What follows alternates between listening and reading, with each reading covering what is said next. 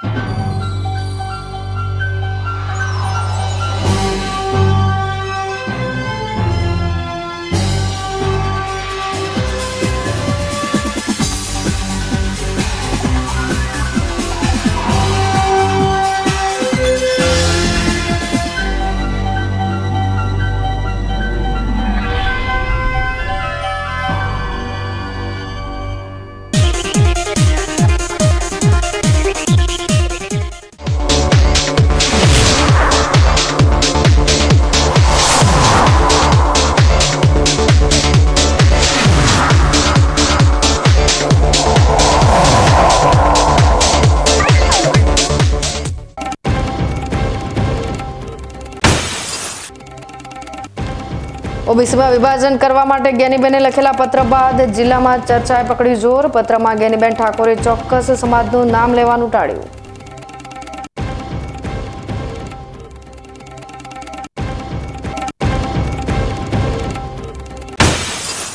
નવરાત્રીને લઈ પાલનપુરમાં પાર્ટી પ્લોટના આયોજનમાં વિધર્મીનું નામ આવતા હચમચી ઉઠ્યો હિન્દુ સમાજ। વિવિધ હિન્દુ સંગઠને જિલ્લા પોલીસ વડાને આવેદનપત્ર આપી વિધર્મી મુક્ત નવરાત્રીની કરી માંગ।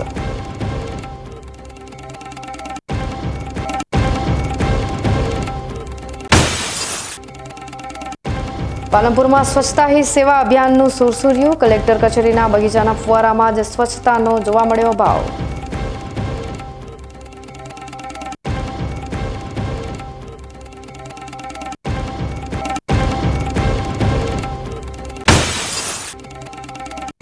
અને ધાનેરા તાલુકાની નેનાવા પ્રાથમિક શાળામાં શિક્ષકની વિદાય પર જોવા મળ્યા ભાવુક દ્રશ્યો। 17 વર્ષ શાળામાં સેવા આપ્યા બાદ વતન બદલી થતા શિક્ષકે શાળા છોડતા આખું ગામ ભરાયું હિબકે।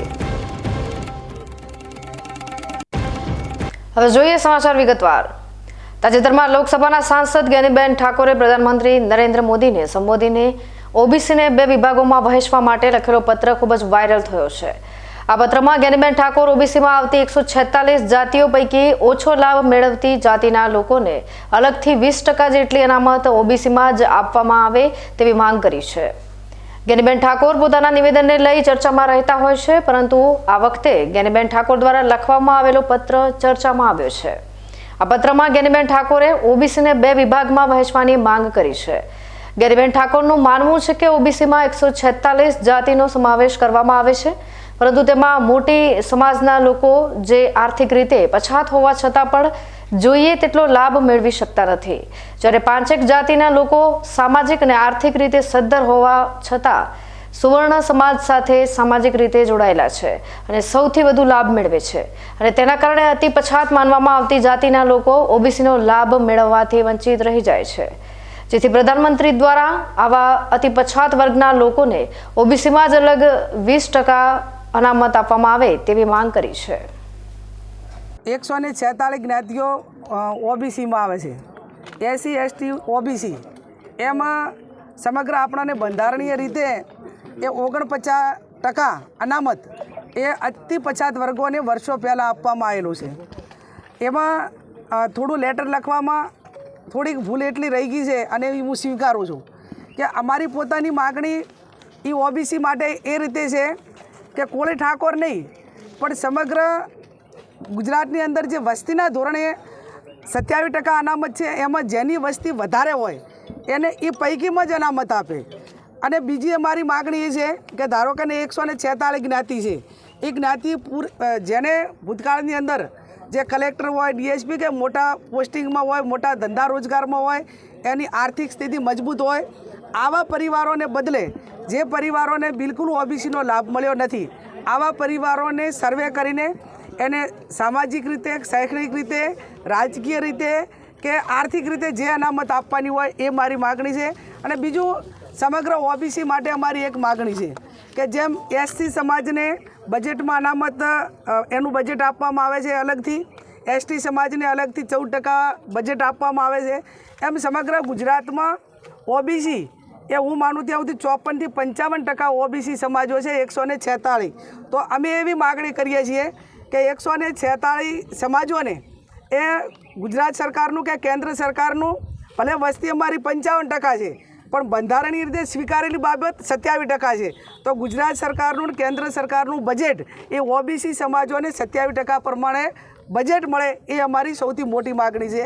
અને આ બાબતમાં અમે અવારનવાર મુખ્યમંત્રીને પણ રજૂઆત કરી. અમે કોઈ સમાજોને આમાંથી ઓછો લાભ મળે કે વધારે લાભ મળે એ વાત નથી, પણ જેનું વસ્તીનું ધોરણ વધારે હોય એને તમે વધારે, અને જે અતિ પછાત હોય એને તમે વધારે આપવા માટેનો પ્રયત્ન કરો. અને આજ ધારો કે ગુજરાત સરકારના વિવિધ નિગમો છે, માલધારી નિગમ છે, કોળી ઠાકોર સમાજ નિગમ છે, દરજી સમાજ, એવા અનેક નિગમો છે. એ નિગમોમાં જે વસ્તીના ધોરણે એને બજેટ મળવું જોઈએ નથી મળતું, અને એના કારણે એને લોન પણ મળતી નથી, ચાહે વિદ્યાર્થીની હોય કે એને ધંધા રોજગાર માટેની હોય. તો આ બાબતમાં હું સ્પષ્ટ ક્લિયરતા કરવા માગું છું કે લેટરમાં થોડી ઘણી ભૂલ એટલા માટે કહું કે 20% કે 7% નહીં પણ 27% તો બંધારણીય જોગવાઈ છે જ. એમાં માગણી અમારી માત્ર એટલી છે કે જે સમાજો ઘણા હોય એને થોડું વધારે મળે અને એની આર્થિક વર્તમાન સ્થિતિને જોઈને મળે. અને ગુજરાત સરકારનું કેન્દ્ર સરકારનું બજેટ એ આ ઓબીસી સમાજને વસ્તીના ધોરણે મળે એવી અમારી માગણી છે. જ્ઞાનીબેન ઠાકોર દ્વારા લખવામાં આવેલા પત્રને લઈ અત્યારે ઓબીસી સમાજમાં મોટી ચર્ચા થઈ રહી છે. ત્યારે જ્ઞાનીબેને આ પત્રમાં ઉલ્લેખ કર્યો છે કે 5 થી 10 જાતિના લોકોને તેનો વધુ લાભ મળે છે, પરંતુ તે જાતિ કઈ છે તેવી કોઈ સ્પષ્ટતા કરી નથી. ત્યારે કઈ જાતિના લોકો માટે જ્ઞાનીબેનનું આ નિવેદન છે તે વિચારવું પણ જરૂરી છે. અમીરગઢના ગંગાસાગર પાટિયા નજીક આજે આરટીઓ અધિકારી અને ટ્રેલર ચાલક વચ્ચે મારામારી થતા મામલો વધુ ગરમાયો હતો. આરટીઓ અધિકારી દ્વારા ટ્રેલરને રોકાવતા ટ્રેલર ચાલકે ટ્રેલરના ના રોકતા ફરજ પરના આરટીઓ અધિકારી ટ્રેલરને રોકાવવા પોતાની ગાડીને લઈને પાછળ જઈ ટ્રેલરને રોકવાનો પ્રયાસ કર્યો હતો. જોકે ટ્રેલર ચાલકે ટ્રેલર રોકતા પાછળથી આવી રહેલા અન્ય ટ્રેલર સાથે અકસ્માત થયો હતો, જેને લઈને મામલો વધુ ઉગ્ર થતા ટ્રેલર ચાલકે ફરજ પરના આરટીઓ અધિકારી સાથે મારામારી થઈ હોવાનું પણ લોકમુખે જાણવા મળ્યું હતું. ત્યારબાદ ટ્રેલર ચાલકે આરટીઓ અધિકારીની ગાડીના કાચ ફોડી નાખ્યા હતા. સમગ્ર મામલાની જાણ અમીરગઢ પોલીસને થતાં પોલીસે ટ્રેલર ચાલક અને ખલાસી વિરુદ્ધ ગુનો નોંધી કાયદેસરની કાર્યવાહી હાથ ધરી છે. આજરોજ 24/9/2024ના સવારે 9:30 વાગે આરટીઓ ઇન્સ્પેક્ટર તથા તેમનો સ્ટાફ ગંગાસાગર હોટલ પાસે વાહન ચેક કરતા હતા. ઓવરલોડ ગાડીઓ પસાર થતી હોય એ ચેક કરતા એ દરમિયાન એક ટ્રક જેનો ગાડી નંબર છે RJ 52GA 7236 નવો આવતા તેને રોકાવેલ અને તેની પાસે લાયસન્સ અને અન્ય ડોક્યુમેન્ટ માંગણી કરેલ, પરંતુ તેને આપેલ નહીં. આરટીઓ અધિકારી સાથે માથાકૂટ કરી ટ્રક લઈને ભાગવા જતાં બીજું એક પાછળથી ટ્રક આવતા એ ટ્રક સાથે પણ એક્સિડન્ટ થયેલ અને આરટીઓની સરકારી જે ગાડી હતી તેના કાચ તોડી 15,000નું નુકસાન કરેલ છે. ટ્રક ચાલક તથા તેનો ખલાસી બંને આરોપી વિરુદ્ધ ભારતીય ન્યાય સંહિતા મુજબ રાજ્ય સેવકની કાયદેસરની ફરજમાં અડચણરૂપ કરવા, સરકારી મિલકતને નુકસાન કરવા તથા એક્સિડન્ટ કરવા જેવી કલમો લગાડી ગુનો દાખલ કરેલ છે. આરોપીને અટક કરી આગળની કાયદેસરની કાર્યવાહી ચાલુ છે. કાંકરેજના સિહોરી પાસે આવેલા બુકોલીની સીમમાંથી લાશ મળી આવી છે. પ્રાથમિક દ્રષ્ટિએ લાશ હત્યા કરીને દાટી દીધી હોવાનું અનુમાન લગાવવામાં આવી રહ્યું છે. જમાઈએ પોતાની સાસુની ગળું દાબીને હત્યા કરી હોવાની આશંકાને પગલે પોલીસે જમાઈની અટકાયત કરી છે. મામલતદાર અને પોલીસ સહિતની ટીમે ઘટના સ્થળે પહોંચી વધુ તપાસ હાથ ધરી હતી. આ હત્યાનું કારણ જાણવા માટે સિહોરી પોલીસે વધુ તપાસ હાથ ધરી છે. તારીખ 23/9/2024ના રોજ સિહોરી પોલીસ સ્ટેશન ખાતે ફરિયાદી ધનાભાઈ કાળુભાઈ જાતે રાવળ ના હોય પોતાની પત્નીના માલીબેન ધનાભાઈ રાવળના મૃત્યુ અંગે ફરિયાદ આપેલી, જે ફરિયાદ બાબતે તપાસ કરતા આ કામના આરોપી નારાયણભાઈ રાવળ ના હોય ફરિયાદી જે તેઓના જમાઈ થતા હોય જેની તપાસ કરેલી. આ બાબતમાં હકીકત એવી છે કે નારાયણભાઈ રાવળ ફરિયાદીના ઘરે તારીખ 15/9/2024ના રોજ મુના ગામે તાલુકો સરસ્વતી ગયેલા અને ત્યાંથી પોતાના મોટા ભાઈનું સગપણ કરવાનું છે તેવું કહી તેઓ ફરિયાદીને મરણ જનારને બુકોલી ગામ લાવેલા અને મરણ જનાર માલીબેન ધનાભાઈ રાવળ ના હોયને એકલામાં એવું જણાવેલું કે મને સપનામાં આવ્યું છે અને બુકોલી નદીના સીમમાં સોનું નીકળે છે તેવી હકીકત જણાવેલી અને તેના બંનેઓ એકલાએ ભાગ કરવાનું જણાવેલું, જેથી માલીબેન ધનાભાઈ રાવળનાઓ એકલા આવેલા અને તેઓના પતિને ના પાડેલી હતી. માલીબેન ધનાભાઈ રાવળ અને આ કામનો આરોપી નારાયણભાઈ રાવળ બંને એકલા છૂટક વાહન કરીને અને બુકોલી ગામની નદીની સીમમાં આવેલા, જ્યાં આરોપીએ અગાઉથી જ આ ષડયંત્ર રચેલું અને ત્યાં ખાડો ખોદી રાખેલો હતો અને તે જ જગ્યા પર આવતા આરોપીએ જણાવેલું કે આજે તો હું તમને મારી નાખવાનું છું તેમ કહી મરણ જનારનું ગળું દબાવી અને તેમનું મૃત્યુ નિપજાવેલું. ત્યારબાદ મરણ જનારની લાશ પરથી આરોપીએ ઘરેણા અલગ જગ્યાએ સંતાડી દીધેલા અને તેમની લાશ તે ખાડામાં ખોદી અને પૂરણ કરી દીધેલું હતું. ત્યારબાદ આરોપી ફરી પાછો મૃત્યુ નિપજાવ્યા બાદ ફરી પાછો તેની સાસરીમાં મુના ગામે ગયેલો અને તેના મરણ જનારના પરિવારને જણાવેલું કે મરણ જનાર છે એ હાલ રસોડાનું કામ કરવા માટે ગયેલા છે અને 5-6 દિવસ બાદ પરત આવશે. આ બાદ મતલબ 5-6 દિવસ સુધી કોઈ પૂછપરછ કરવામાં આવેલી નહોતી, પણ ફરી આ બાબતમાં સરસ્વતી તાલુકો લાગે છે ત્યાં વાગડોદ પોલીસ સ્ટેશનમાં મરણ જનાર બાબતે ગુનો દાખલ કરવામાં આવેલી અને ત્યાં પૂછપરછ કરવા બાદ તેણે ત્યાં જણાવેલું કે તેણે માલીબેનનું મૃત્યુ નિપજાવ્યું છે અને સિહોરી પોલીસ સ્ટેશન બુકોલી ગામની હદમાં દાટી દીધેલું છે. આ બાબતે વાગડોદ પોલીસ સ્ટેશન પણ તપાસમાં અહીંયા આવેલી અને મામલતદાર સાહેબ શ્રી તથા ફોરેન્સિક ટીમની સાથે મરણ જનાર માલીબેનનું ડેડ બોડી કાઢવામાં આવેલી. હાલમાં આ ગુનાની તપાસ ચાલુ છે અને આરોપીને હાલમાં કસ્ટડીમાં લીધેલ છે. ધાનેરાના નેનાવા હાઈવે પર આજે થયેલ અકસ્માતને લઈ સીસીટીવી ફૂટેજ સામે આવ્યા છે. આજે સવારે ધાનેરાના નેનાવા નેશનલ હાઈવે પર આવેલી તુલસીનગર સોસાયટી નજીક ભયંકર અકસ્માત થયો હતો. આ અકસ્માત કાર અને ટ્રક વચ્ચે થતા કાર એક તરફથી દબાઈ ગઈ હતી. ટ્રક તેમજ કાર બંને કારગિલ 3 રસ્તા તરફથી આવી રહ્યા હતા, જેમાં ટ્રકનો ઓવરટેક કરી કાર આગળની તરફ જતા એકાએક કાર ટ્રકની આગળ આવી ગઈ હતી અને હાઈવે વચ્ચે આવેલ ડિવાઈડર અને ટ્રકની વચ્ચે કાર આવી જતા કારમાં બેઠેલ ઈસમો કારમાં ફસાઈ ગયા હતા. મહામુસીબતે કારમાં સવાર 2 ઈસમોને બહાર કાઢી સારવાર માટે લઈ જવાયા હતા. અકસ્માતના પગલે હાઈવે રોડ બંધ થઈ ગયો હતો. ધાનેરા પોલીસે ઘટના સ્થળે પહોંચી ક્રેનની મદદથી બંને વાહનોને હાઈવેથી દૂર ખસેડી રસ્તો ખુલ્લો કરાવ્યો હતો. અકસ્માત કઈ રીતે થયો તેના સીસીટીવી ફૂટેજ સામે આવ્યા છે. ગુજરાત સરકાર દ્વારા અરજદારો પોતાના સરકારી કામો સરળતાથી કરી શકે તે માટે સેવા સેતુ કાર્યક્રમની ખૂબ જ મોટા ઉપાડે શરૂઆત કરવામાં આવી હતી અને અલગ અલગ તાલુકા મથકો પર સરકાર દ્વારા સેવા સેતુ કાર્યક્રમના આયોજન કરવામાં આવી રહ્યા છે. ત્યારે આજે ડીસા ખાતે પણ મહારાણા પ્રતાપ વિદ્યાલય ખાતે તાલુકા કક્ષાનો સેવા સેતુ કાર્યક્રમ યોજાયો હતો. આ કાર્યક્રમ દરમિયાન આજે અરજદારો પોતાના રેશન કાર્ડનું કેવાયસી કરાવવા માટે પહોંચ્યા હતા, પરંતુ આજે સેવા સેતુ કાર્યક્રમમાં પહોંચેલા લોકોને સરકારી કર્મચારી અને વ્યવસ્થાનો કડવો અનુભવ જોવા મળ્યો હતો. આજે મોટી સંખ્યામાં મહારાણા પ્રતાપ વિદ્યાલય ખાતે પહોંચેલા અરજદારો સર્વર ડાઉન હોવા ઉપરાંત અધિકારીઓની ગેરહાજરીના લીધે હેરાન થવાનો વારો આવ્યો હતો.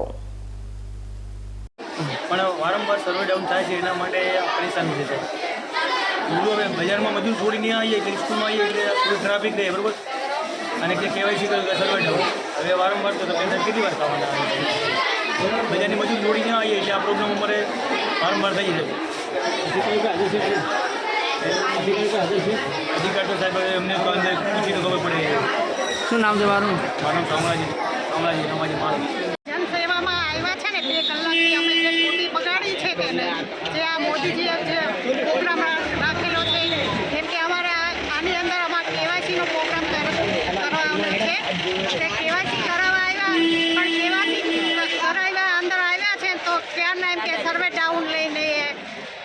બહાર ખાવા ગયા એ પણ કલાક ખાય 2 કલાક ખાય પણ 4 કલાકથી હજી આવ્યા જ નહીં. અમે 2 કલાકથી ખોટી થયા છે પણ હજી કોઈ આવ્યું નહીં અને એમ જ કહે કે હજી ચાલુ નહીં અને અમે અમારો ટાઈમ બગાડીને આવ્યા છે અને અમારા છોકરાઓ હારે હારે હેરાન થાય અને હારે હારે સ્કૂલે બગડે અને ટાઈમે બગડે અમે અમારું કામે બગડે અને અમે ઘરે કંઈ નવરા નહીં બેસતા. દેશના વડાપ્રધાન અને તત્કાલીન મુખ્યમંત્રી એવા નરેન્દ્રભાઈ મોદીએ લોકોને સુવિધાઓ ઘર આંગણે મળી રહે તે માટે સેવા સેતુનો પ્રારંભ કરાવ્યો હતો. આજે થરાદ ખાતે 10મા તબક્કાનો સેવા સેતુ કાર્યક્રમ યોજાયો છે, જેમાં લોકોને સરકારની કલ્યાણકારી યોજનાઓનો લાભ એક જ સ્થળે મળે તેવી વ્યવસ્થા કરવામાં આવી હતી. થરાદ નગરપાલિકા ખાતે ચીફ ઓફિસર વિપુલભાઈ પરમારના અધ્યક્ષ સ્થાને પાલિકા વિસ્તારનો સેવા સેતુ કાર્યક્રમ યોજાયો હતો, જે કાર્યક્રમમાં આરોગ્યને લગતી તમામ યોજનાની વ્યવસ્થા કરવામાં આવી હતી, તેમજ રેશન કાર્ડ, આધાર કાર્ડ, તમામ જાતના દાખલાઓની અરજીઓનો સ્થળ ઉપર જ નિકાલ કર્યો હતો, તેમજ આંગણવાડી વિભાગ દ્વારા જાડા ધાન્યની વાનગીઓનું પ્રદર્શન કર્યું હતું. બહોળી સંખ્યામાં પ્રજાજનોએ ભાગ લીધો હતો. બાબર તાલુકાના મીઠા ગામના બલોચ મુસ્લિમ પરિવારને બચાવ નજીક બુધવારે અકસ્માત સર્જાયો હતો, જેમાં પરિવારની 3 મહિલાઓના મોત અને 2 વ્યક્તિઓ ઘાયલ થતા અરેરાટી વ્યાપી ગઈ હતી. મળતી વિગત મુજબ બાબર તાલુકાના મીઠા ગામના દોલતખાન બલોચ તેમના પરિવાર સાથે પોતાની સ્કોર્પિયો ગાડી લઈને બચાવ હાઈવે ઉપરથી પસાર થઈ રહ્યા હતા. તે દરમિયાન સ્કોર્પિયોનું અચાનક ટાયર ફાટતા ચાલકે સ્ટીયરિંગ ઉપરનો કાબુ ગુમાવતા કાર ટ્રક સાથે ધડાકાભેર અથડાતા ગમખ્વાર અકસ્માત સર્જાયો હતો. અકસ્માત એટલો ગંભીર હતો કે મજબૂત ગણાતી સ્કોર્પિયો ગાડીનો ખુરદો બોલી ગયો હતો અને સ્થળ પર જ 2 મહિલાઓના કમકમાટી ભર્યા મોત નીપજ્યા હતા, જ્યારે દોલતખાન બલોચ સહિત 2 વ્યક્તિઓને ઈજાઓ પહોંચી હતી. તેમજ ગમખ્વાર અકસ્માતમાં તેમની ભાણી ધોરણ 7માં અભ્યાસ કરતી હતી. હવે સમય થયો છે વિરામનો. વિરામ બાદ જોઈશું નવરાત્રીને લઈ પાલનપુરમાં પાર્ટી પ્લોટના આયોજનમાં વિધર્મીનું નામ આવતા હચમચી ઉઠ્યો હિન્દુ સમાજ. વિવિધ હિન્દુ સંગઠને જિલ્લા પોલીસ વડાને આવેદનપત્ર આપી વિધર્મી મુક્ત નવરાત્રીની કરી માંગ.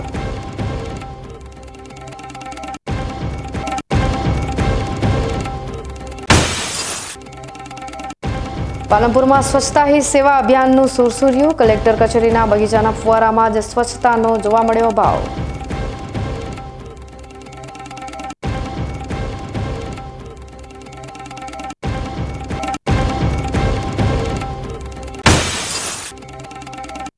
અને ધાનેરા તાલુકાની નેનાવા પ્રાથમિક શાળામાં શિક્ષકની વિદાય પર જોવા મળ્યા ભાવુક દ્રશ્યો. 17 વર્ષ શાળામાં સેવા આપ્યા બાદ વતન બદલી થતા શિક્ષકે શાળા છોડતા આખું ગામ ભરાયું હિબકે. તો જોતા રહો બીકે ન્યૂઝ ચેનલ.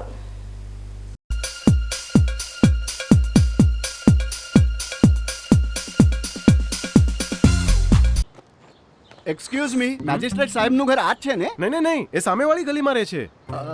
સોરી હા, ઇટ્સ ઓકે. અરે ભાઈ, મંત્રીજી ઘરમાં છે. ઓ મારો ડાબી બાજુએ ચોથું ઘર છે સર. શું થયું છે યાર? જી હા, કમિશનર સાહેબનું ઘર. ના, આગળ રાઈટમાં. ટાટા બ્લુસ્કોપ ડ્યુરાશાઇન રૂફિંગનો કંઈક અલગ જ ઠાટ છે. આની ઇન્ટરનેશનલ ટેકનોલોજી છતને વર્ષો વર્ષ ચમકાવે અને ઘરને આપે કંઈક VIP વાળી ફીલિંગ.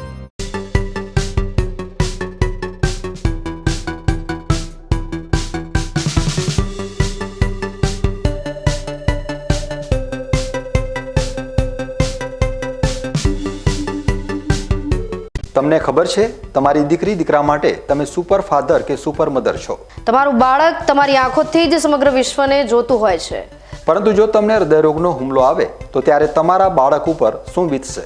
ત્યારે તમારી સેવામાં હાજર છે આધુનિક સુવિધા સાથે બનાસ હાર્ટ હોસ્પિટલ, અને તેમાં પણ આયુષ્યમાન કાર્ડમાં સારવાર તદ્દન મફત. આયુષ્યમાન કાર્ડની સુવિધા ઉપલબ્ધ. ઉત્તર ગુજરાતની પ્રથમ અતિ આધુનિક હાર્ટ હોસ્પિટલ. પારિવારિક સ્ટાફની સેવા એવી કે ઘરના માહોલની પણ ગરજ સારે. 24 કલાક હૃદયની સારવાર ઉપલબ્ધ. હોસ્પિટલનું પૂરું સરનામું: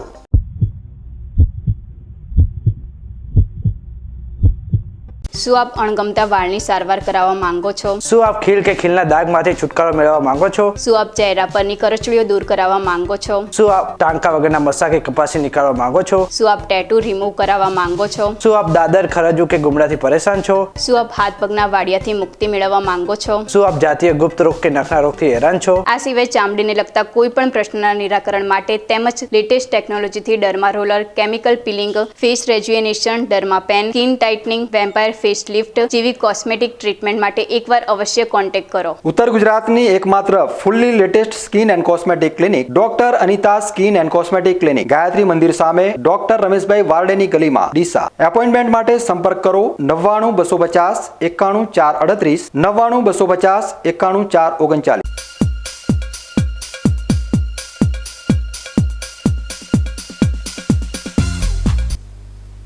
વિરામ બાદ સ્વાગત છે વધુ સમાચારોમાં.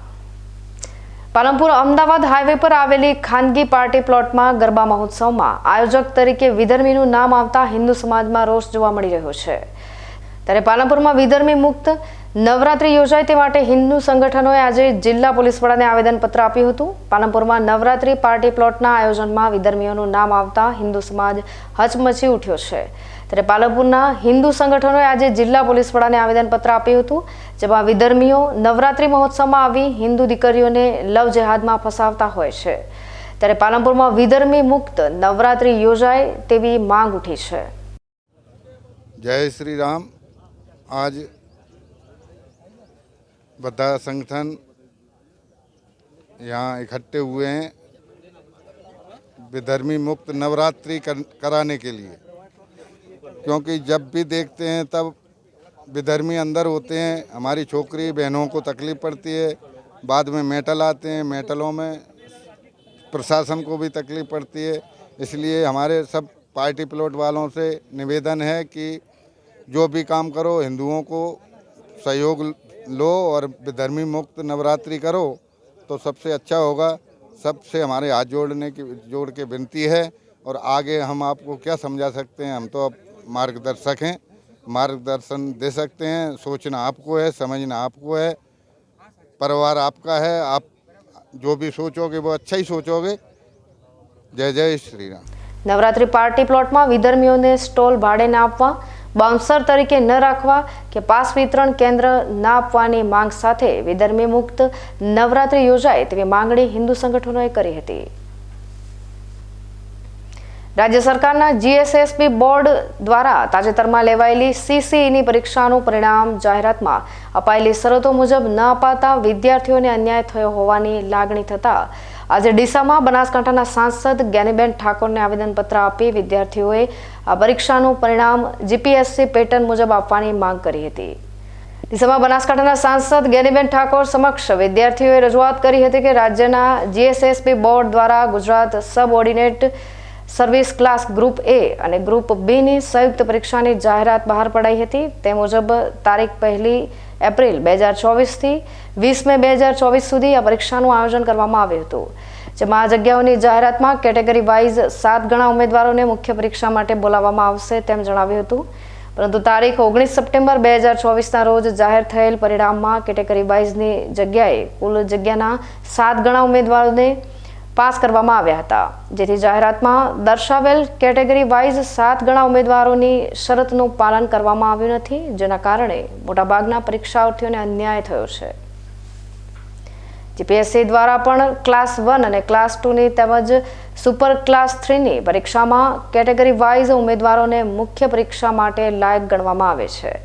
તેથી જીએસએસબી દ્વારા લેવાયેલ પરીક્ષામાં પણ જીપીએસસી પેટર્ન મુજબ પરિણામ જાહેર કરવામાં આવે તો મોટાભાગના ઉમેદવારોને ન્યાય મળી શકે તેમ છે. જેથી સીસીઈનું પરિણામ ફરીથી જાહેર કરાય તો મોટાભાગના ઉમેદવારોને ન્યાય મળી રહે તેવી અમારી રજૂઆત આપ સંસદ સભ્ય તરીકે ધ્યાને લઈ ઉમેદવારોના હિતમાં ઘટતું કરશો તેવી વિનંતી વિદ્યાર્થીઓએ કરી હતી. રજૂઆત છે કે જે સીસીએનું મેરિટ આવ્યું છે એ કેટેગરી વાઇઝ બહાર પાડવામાં આવે જીપીએસસી પેટર્ન પ્રમાણે, કારણ કે એને 7 ગણા બોલાયા છે. કેટેગરી વાઇઝ પ્રમાણે બહાર પાડવાનું હતું, પણ એ લોકોએ જગ્યા પ્રમાણે 7 ગણા મેરિટ બહાર પાડ્યું છે, એટલે કેટેગરી વાઇઝ બહાર પાડવામાં આવે એટલી રજૂઆત કરવામાં આવ્યા છીએ અમે. અમારી બે માંગે છે. એક તો પહેલે CBRT રદ કરો અને 19/9/2024ના રોજ જે રિઝલ્ટ આપ્યું હોય તેમને જગ્યાના 7 ગણા આપ્યા છે. અને અમારી માંગ એવી છે કે GPSC જે રીતે મેરિટ બનાવે છે એ રીતે અમારે મેરિટ જોવે. આજે તમે કોને રજૂઆત કરવાના છો? શું રજૂઆત કરવાના? આજે અમે અધ્યક્ષને રજૂઆત કરવાના છીએ કે અમારી માંગે પૂરી કરો. જ્ઞાનીબેન ઠાકોર આજે ડીસા ખાતે પક્ષના કાર્યકરો સાથે બેઠક યોજવા માટે આવ્યા હતા, પરંતુ તેમની બેઠક યોજાય તે પહેલા ધનાધન આવેદનપત્રો સાથે અરજદારો પહોંચી ગયા હતા. પહેલા વિદ્યાર્થીઓએ તાજેતરમાં યોજાયેલી GSSB પરીક્ષા દ્વારા લેવાયેલી CCEની પરીક્ષાનું પરિણામ GPSCની ઢબ મુજબ ફરીથી બહાર પાડવાની માંગ કરતું આવેદનપત્ર સોંપ્યું હતું. ત્યારબાદ આમ આદમી પાર્ટીના કાર્યકરો પણ ડીસા નજીક આવેલી રેલવે ફાટકની સમસ્યાથી છુટકારો મેળવવા માટે આવેદનપત્ર આપવા માટે પહોંચી ગયા હતા. ડીસાથી પાટણ હાઈવે પર જતા રોડ પર આવેલી ફાટક ટ્રેનોની વધારે અવરજવર હોવાના લીધે વારંવાર બંધ રહેતા અહીંથી પસાર થતા વાહન ચાલકોને મુશ્કેલીઓનો સામનો કરવો પડી રહ્યો છે. તો બીજી તરફ ડીસાથી થરાદ જતા હાઈવે પર ગોઢા ગામની ફાટક પણ વારંવાર બંધ રહેતી હોવાના લીધે વાહન ચાલકોને મુશ્કેલીઓ પડી રહી છે. ત્યારે આ બંને રેલવે ફાટક પર ઓવરબ્રિજ બનાવવાની માંગ કરતું આવેદનપત્ર પાઠવ્યું હતું. જેમ કે આપ સૌ જાણો જ છો, ડીસા પાટણ હાઈવે ઉપર જૂના ડીસા રેલવે ફાટક અને ડીસા થરાદ હાઈવે ઉપર ગોઢા રેલવે ફાટક, આ બંને રેલવે ફાટક સતત વ્યસ્ત હોય છે અને દિવસ અને રાત્રિ દરમિયાન વારંવાર બંધ થઈ જાય છે. એ બંધ રહેતા હોવાના કારણે ત્યાં ટ્રાફિકનો ઇસ્યુ થાય છે, જેમાં SP બસ હોય, પોલીસ વેન હોય, 108 હોય, વિદ્યાર્થીઓ, ખેડૂતો, અન્ય મુસાફરો તમામ લોકો વારંવાર અટવાય છે. આ બાબતમાં વધુમાં જોઈએ તો એને લઈને લોકો ઉતાવળમાં ક્યારેક અકસ્માતનો ભોગ પણ બનતા હોય છે. આ બાબતને લઈને અમે લગભગ છેલ્લા 4-5 વર્ષથી ફાઇટ આપી રહ્યા છીએ કે સત્વરે ત્યાં રેલવે ઓવરબ્રિજનું કામ થાય, પણ સરકાર કેમ ખબર નથી કેમ આ ધ્યાને લેતી નથી. ગુજરાત સરકારે તો ફાટક મુક્ત કે ફાટક રહિત ગુજરાતની પણ ઘોષણા કરી છે.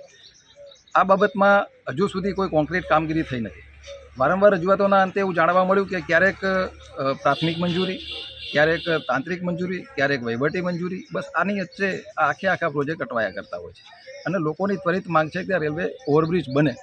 આ બાબતને લઈને આમ આદમી પાર્ટી ડીસાએ આજે માનનીય સાંસદ સભ્ય શ્રી જ્ઞાનીબેનને આવેદનપત્ર આપીને રજૂઆત કરી છે કે આ પ્રશ્નોને સત્વરે ઉકેલાય એ માટે કરીને પાર્લામેન્ટમાં એની રજૂઆત થાય, કેન્દ્ર સરકાર રાજ્ય સરકારનું સંકલન થાય અને સત્વરે રેલવે ઓવરબ્રિજ બને, જેથી વારંવાર દિવસ દરમિયાન રાત્રિ દરમિયાન જે લોકોને ટ્રાફિકનો ભોગ બનવું પડે છે ના બનવું પડે. સાહેબ, અગાઉ જે જિલ્લા સાંસદ પૂર્વ સાંસદ હતા તેમના દ્વારા એવી જાહેરાત કરવામાં આવી હતી કે રેલવે ઓવરબ્રિજ પાસ કરી દેવામાં આવે છે, તો આ સત્ય શું છે? અને આપણે જોઈએ જ છીએ વારંવાર કે ભાજપની અંદર જે કોઈ મંત્રીઓ સંત્રીઓ જે કોઈ વાતો કરે છે એનું વાસ્તવમાં જોવા જઈએ તો કોન્ક્રીટ કામગીરી ક્યારે જોવા મળતી નથી.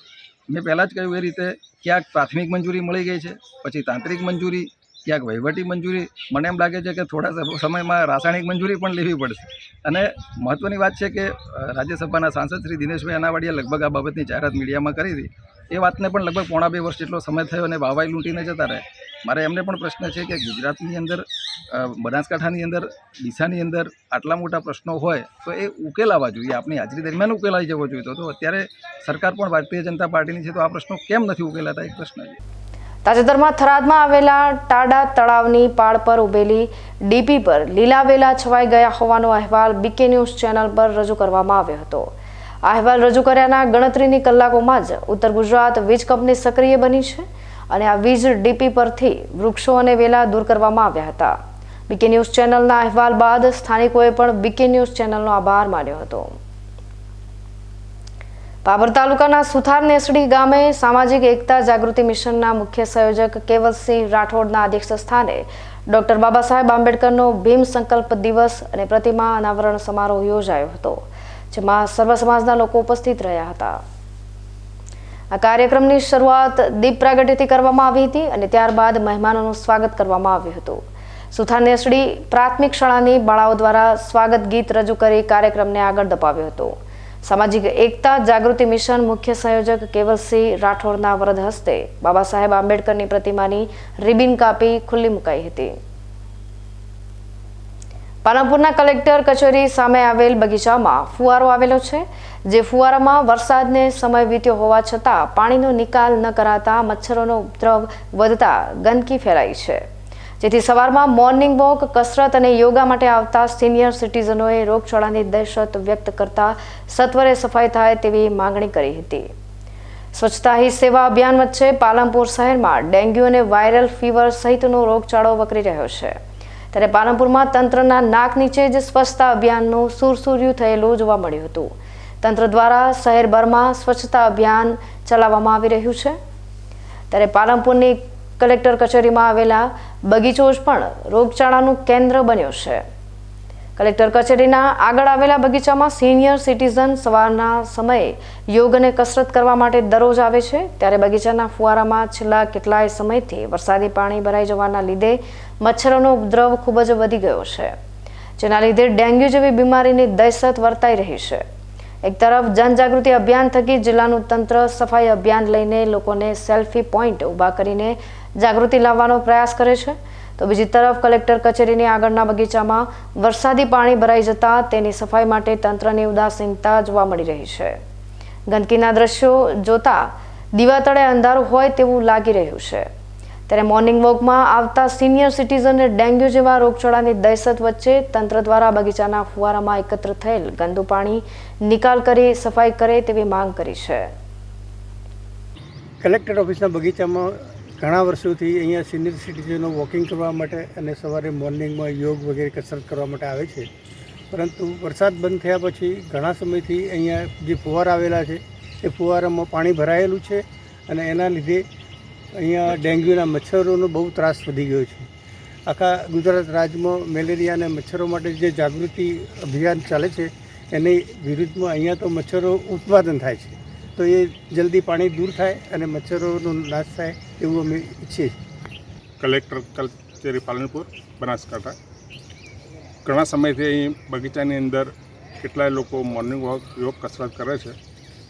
વરસાદની સિઝન હતી, વરસાદ પૂર્ણ થયે પણ 15-20 દિવસ થયા છતાં પણ કચેરી બગીચાની અંદર આવેલા જે ફુવારા છે એના બધા જ હોજ જે છે પાણીથી પૂરા ભરાયેલા છે. એની અંદર મચ્છરોનું ઉત્પાદન પણ ઘણા મોટા પ્રમાણમાં છે. જો આપણે શહેરમાં ઘેર ઘેર ફરીને લોકોના કુંડા અને એ ચકાસી શકીએ તો અહીં સરકારના કંપસની અંદર જ આટલા મોટા પ્રમાણમાં મચ્છરનું ઉત્પાદન થયું છે એ આપણને કેમ ધ્યાને આપતું નથી. તો અમારા લોકોની નમ્ર અરજ છે કે વહેલામાં વહેલી તકે આ પાણીની સાફ સફાઈ કરી અને રોગચાળાથી લોકોને બચાવવા જોઈએ એવી અમારી નમ્ર અરજ છે. હાલ પાલનપુરમાં સફાઈ ઝુંબેશ ચાલે છે. વરસાદનો સિઝન ગયાને પણ 15 દિવસ થયા, પણ પાલનપુર જોરાવર પેલેસમાં આવેલા બગીચાની અંદર આવેલા ફુવારામાં પાણીનું ગંદુ પાણી ભરાયેલું હોવાથી કેટલાક મચ્છરો અને ડેન્ગ્યુનો ઉપદ્રવ થઈ રહ્યો છે. તો આ ડેન્ગ્યુ અને ઉપદ્રવના કારણે એ આવી રહેલા સિનિયર સિટીઝનો અને વ્યાયામની જે કરી રહ્યા છે તે લોકોને શારીરિક રીતે આ રીતે ગંદકી હોવાથી બીમારી થવાનો શક્યતા રહેલી હોવાથી વહેલામાં વહેલી તકે આ ગંદકી દૂર થાય તેવા પ્રયત્નો કરવા જોઈએ. ફરી સમય થશે વિરામનો. વિરામ બાદ જોઈશું.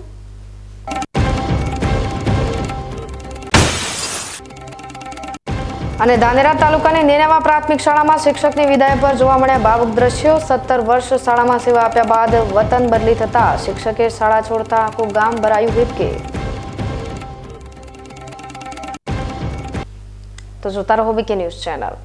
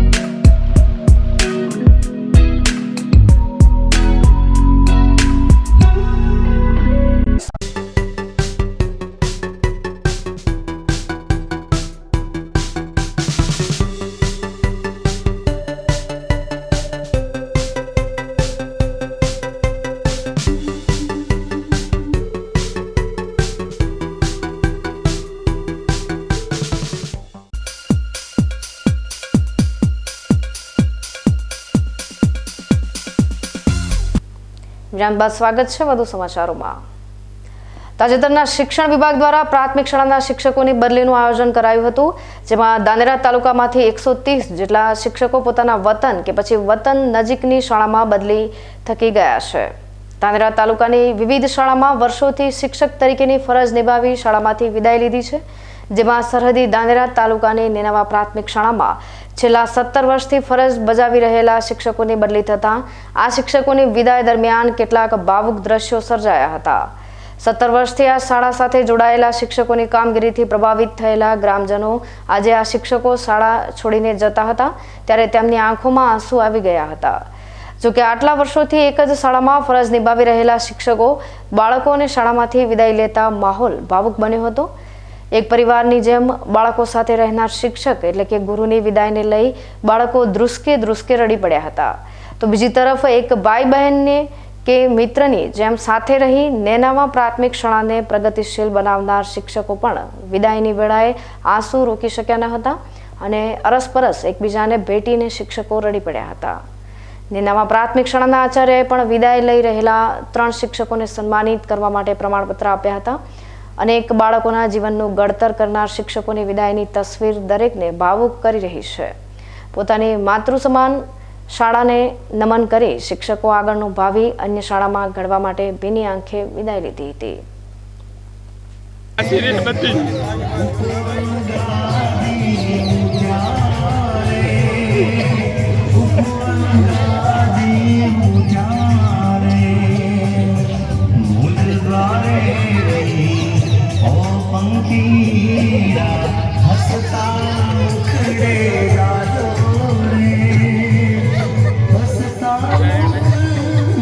ચલો હવે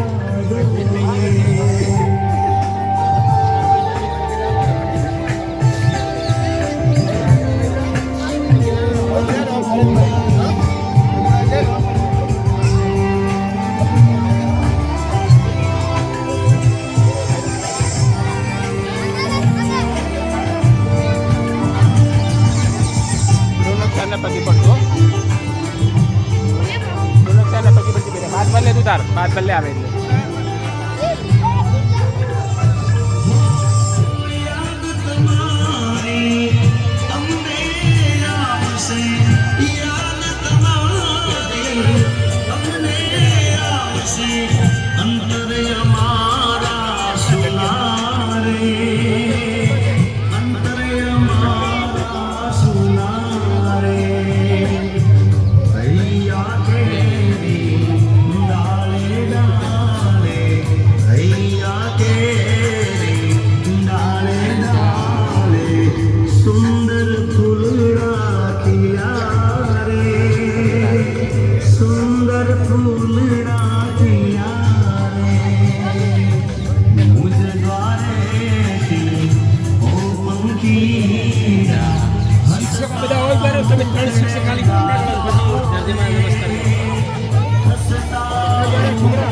એટલે બધા છોકરા અંદર પ્રકાશભાઈ બધા છોકરા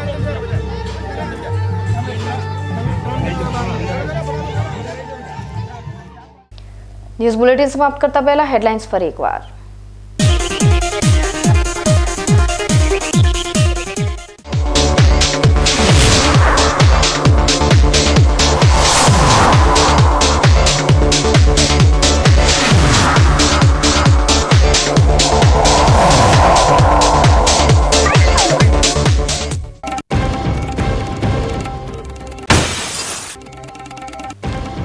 ઓબીસીમાં વિભાજન કરવા માટે જ્ઞાનીબેને લખેલા પત્ર બાદ જિલ્લામાં ચર્ચાએ પકડ્યું જોર. પત્રમાં જ્ઞાનીબેન ઠાકોરે ચોક્કસ સમાજનું નામ લેવાનું ટાળ્યું.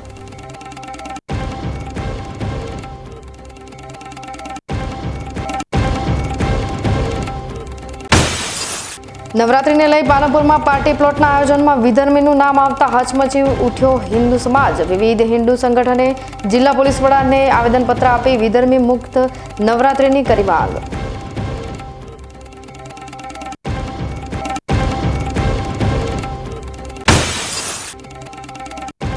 પાલનપુરમાં સ્વચ્છતા હી સેવા અભિયાનનું સુરસુર્યું. કલેક્ટર કચેરીના બગીચાના ફુવારામાં જ સ્વચ્છતાનો જોવા મળ્યો ભાવ.